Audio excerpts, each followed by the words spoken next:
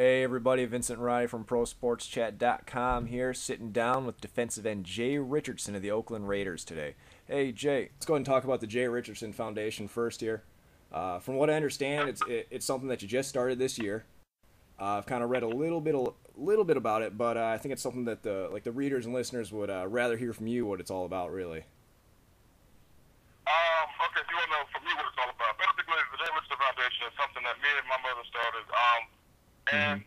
our basic goals for the foundation was kind of to show young men, um, particularly from low-income areas and, inner city kids, what their options were as far as their futures go. And that's not their options on the football field as much as their options off the field. I think a lot of kids sometimes Yeah, feel like, if they don't make it in the NFL or NBA, then, they have no chance of being successful in life at all. And I think that's crazy. I think there's obviously tons of options, but most kids just don't have access or exposure yeah.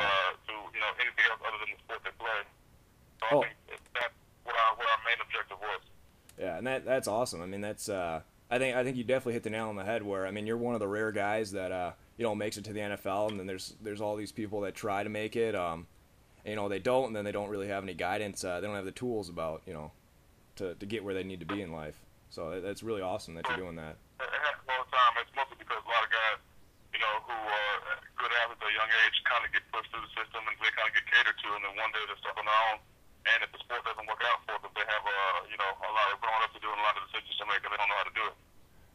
Yeah, that's awesome. I mean, if there's anything you want me to do for that, on the website, like advertising, anything like that, just let me know, because that's definitely Thank you. something that's really respectful. I mean, I actually might contact you again in the off season and see if you'd be willing to, kind of help promote that for our next one. oh, absolutely. I mean, the NFL can never have enough guys like you that are willing to take their off season, kind of give back to the community, in the way that you're doing, not just with money but with time. So that's awesome. Yeah. So. And that's the most important part. I think at the time you spend with the kids, not so much, a lot of guys are going to write checks, and that's important. But Yeah. most of the kids just want to see your face and get a chance to talk to you. Oh yeah, absolutely. I mean, I can imagine if I was that age, and I was a kid, and I saw you come to a fundraiser or like an event or something like that, not just writing the check. I mean, that makes a world of difference. So Sure. yeah, it's really cool. Yeah, I guess moving on. Next question here. So I got see that you got a Twitter page up here, so I'm checking that out right now.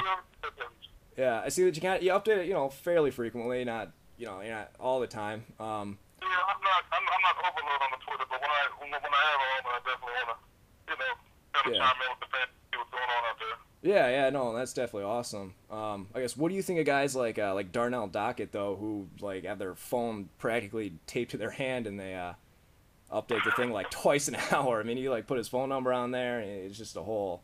I mean, there's a difference between like communicating with your fans and I mean I don't know what he's doing. A lot of guys don't mind their fans having tons of access to them. I think everybody's different in how they go about it. Me, I'm a little bit more of a private guy, when it comes to my personal life, but at the same time, I want Yeah. to be able to connect with fans, and I want to be able to, kind of get the fans' feel on different subjects and, get their opinion. So I don't know. Everybody does it differently, I guess. Yeah, no, I can respect that, the private life thing, so I'm kind of the same way there. But yeah, I mean, it's just it's unreal just in the last year how many players have gotten on this kind of bandwagon here. So. Yeah, you know what? It's kind of taken over. I mean, it's crazy. Just a year ago, I don't think you probably had about maybe 100 guys on there. Now I couldn't even tell you the numbers, but it's crazy. Yeah, it's a lot. I know that much. Yeah, I guess let's see here. I saw somewhere that you you think that the Raiders can win 10 plus games this next year. Sure. I mean, I've always thought, the past couple of years, basically since you entered the league, the Raiders have had one of the more talented defense. You guys have Nnamdi Asomugha, Thomas Howard, Tommy Kelly. I mean, you got Richard Seymour last season. I mean, what do you think it is that's keeping the Raiders from getting back to the playoffs? Well, the bottom line is, I think most importantly, man, it's team unity. It's playing as a team, obviously, which is kind of the same thing. It's we have to have balance, and we got to be able to score points. Yep. We got to be able to move the ball on offense and stopping the run on defense. And my biggest Achilles heel defensively has been stopping the run. We've always been pretty good against the pass. We've always been spread on third down.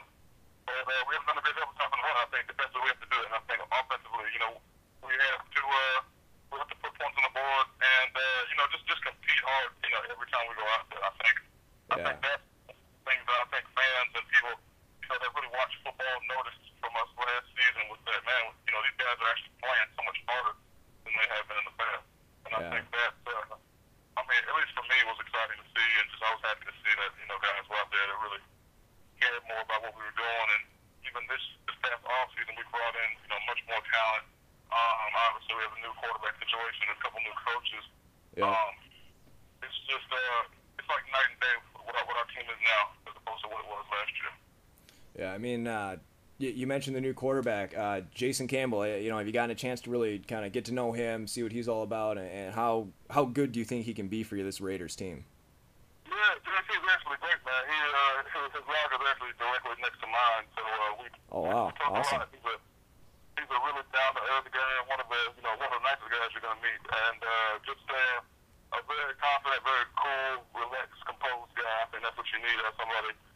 He's a surprisingly accurate passer, not to say surprising, to say that I didn't think he would be, but I was just, surprised at how accurate of a passer he was. He's got a strong arm. I mean, he has all the tools that, it takes.